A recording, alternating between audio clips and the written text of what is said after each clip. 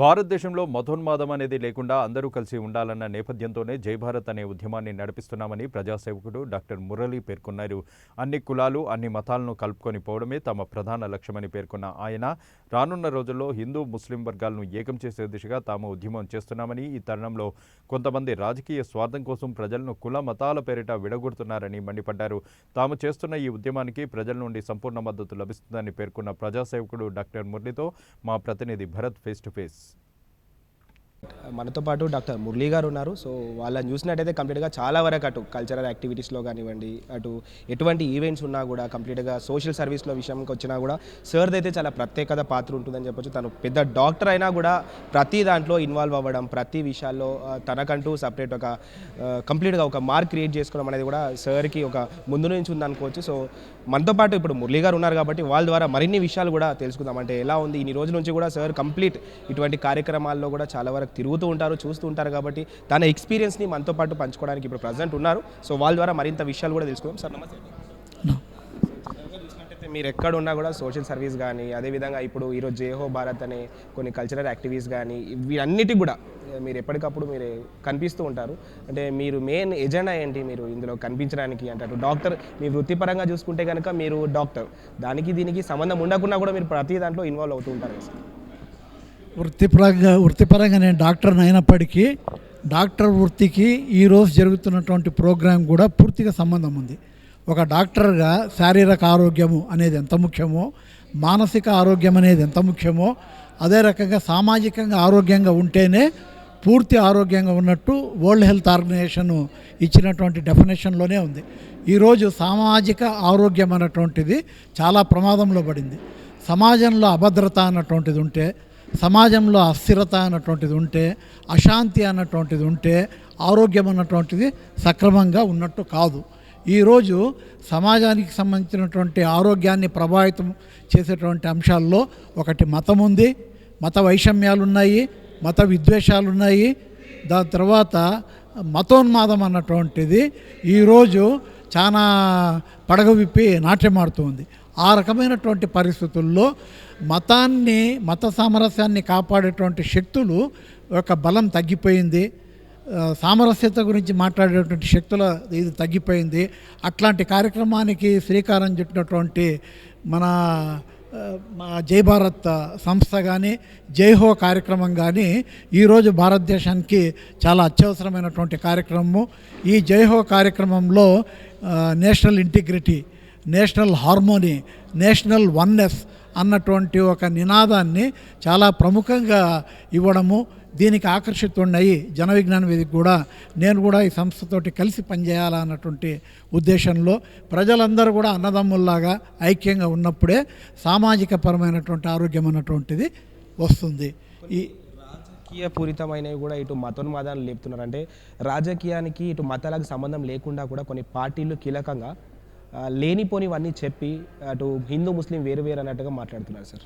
Correct. హిందువులు ముస్లింలు వేరు కాదు అన్నటువంటిది మనకు తెలిసినప్పటికి కూడా ఇప్పుడు నిర్ద్వందంగా వైద్యపరంగా కూడా ప్రూవ్ అయినటువంటి విషయం ఏమనంటే, ఏన్షియంట్ డిఎన్ఏ స్టడీస్లలో హిందువుల డిఎన్ఏలకు ముస్లింల డిఎన్ఏలకు ఏమీ తేడా లేదు. భారతదేశంలో ఉన్నటువంటి హిందువులు ముస్లింల డిఎన్ఏ ఒకటే. ఈ విషయాన్ని ఆర్ఎస్ఎస్ అధినేత అయినటువంటి మోహన్ భగత్ కూడా ఆయన కూడా పూర్తిగా ఒప్పుకున్నారు. ఒప్పుకున్న తర్వాత హిందువులు ముస్లింలు కలిసి బ్రతకాల్సినటువంటి అవసరం అనేది భారతదేశంలో ఉంది. దీన్ని రాజకీయ లబ్ధి కోసం గురించి కొంతమంది వాడుకుంటున్నారు. ముస్లింలు ఎంతమంది? 20%, మిగతా వాళ్ళందరూ 80%.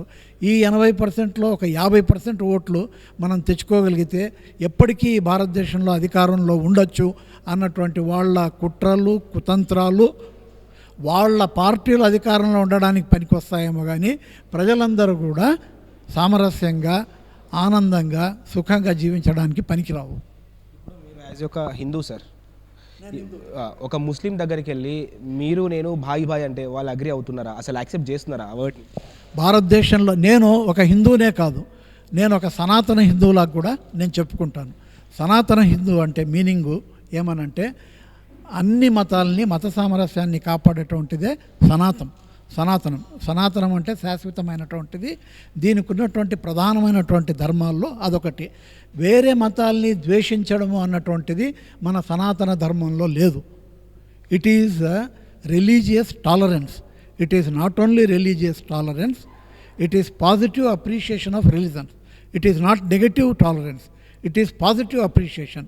మనకున్నటువంటి సనాతన హైందవ ధర్మానికి ఉన్నటువంటి గొప్ప క్యారెక్టర్ ఏమనంటే మిగతా మతాల్లో ఉన్నటువంటి మంచిని కూడా స్వీకరించగలిగేటువంటి ఉన్నతమైనటువంటి విశాలమైనటువంటి హృదయం ఉండడం అనేది అది రియల్ సనాతనము. ఈ సనాతన ధర్మాన్ని కాపాడుకున్నటువంటి ప్రతి హిందువు కూడా పవిత్రమైనటువంటి కర్తవ్యం ఏమంటే మత సామరస్యాన్ని కాపాడాలా.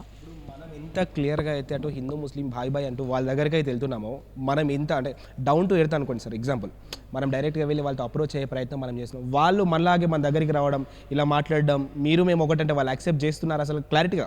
ఎందుకంటే చాలామంది కొంతమందికి కొన్ని ఉంటాయి కదా, లేదు మా ముస్లిం సపరేట్, మా సపరేట్ కేటగిరీ, గతంలో మీరు మమ్మల్ని దూరం పెట్టిరు, సో మాది వేరే కేటగిరీ, మీది వేరే కేటగిరీ అన్నట్టుగా కూడా చాలా విషయాల్లో చాలా దగ్గర కూడా చాలామంది ఫేస్ చేస్తూ ఉంటారు. ఇది మీరు జనాల దగ్గరికి ఇప్పుడు జై భారత్ అనే కార్యక్రమంతో వెళ్తున్నారు కాబట్టి దీనికి సంబంధించి ఏదైనా మీరు ఫేస్ చేస్తున్నారు ఏదైనా ఇబ్బంది?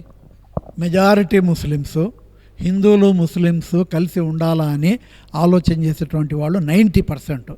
మెజారిటీగా ఈ మంచితనం అన్నటువంటిది ఫోకస్ కాకుండా ఎవరైతే కొంతమంది ముస్లిం మతోన్మాదులు, తీవ్రవాదులు, వేర్పాటువాదులు ఏ రకంగా అయితే ఉన్నారో హిందువుల్లో కూడా ఆ రకంగా ఉన్నారు. హిందువులు మాత్రమే సోదరులు, ఇది కరెక్ట్ కాదు. ముస్లింల మనం మాత్రమే సోదరులము అన్నటువంటిది కరెక్ట్ అన్నటువంటిది కాదు.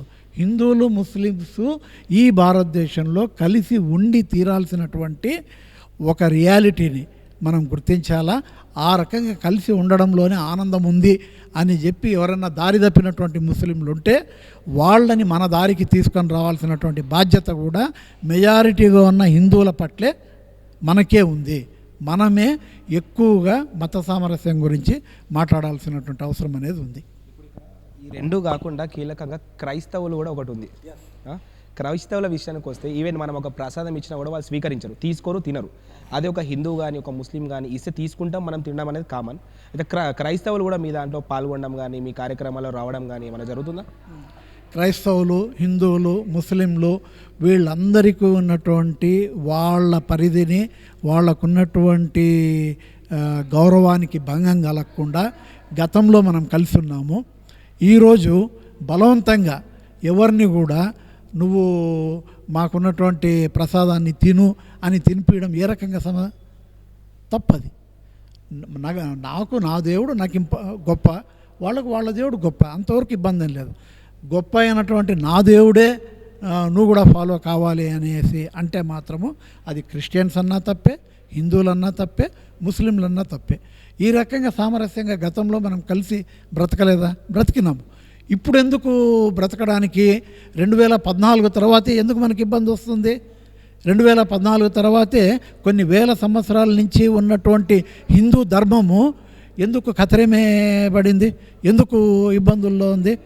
ఇది కేవలము రాజకీయాలకు మతాన్ని ముడిపెట్టి రాజకీయాల కోసము మత విద్వేషాన్ని రెచ్చగొట్టి ఓట్ల రూపకంగా బదలాయించుకునేటువంటి కార్యక్రమంలో భాగంగా హిందువులకు ముస్లింలకు మధ్య గ్యాప్ ఉంది అన్నటువంటిది ప్రచారం చేయడం తప్ప నిజంగా వందల సంవత్సరాల నుంచి ముస్లిం పాలకులున్న హిందువులు ముస్లిమ్స్ కలిసే ఉన్నారు.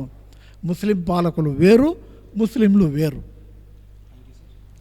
ఇదంతా కూడా అటు రాజకీయం పరంగానే ఇవన్నీ చేస్తున్నారు. మీరు వేరు మేము వేరు అన్నట్టుగా అటు రాజకీయంలోనే జరుగుతుంది. కానీ బేసిక్గా బయట అయితే ఇలాంటిది లేదని చెప్పి కూడా అంటే ప్రతిదానికి రాజకీయం ముడిపెడుతున్నారు కాబట్టి జరుగుతుంది.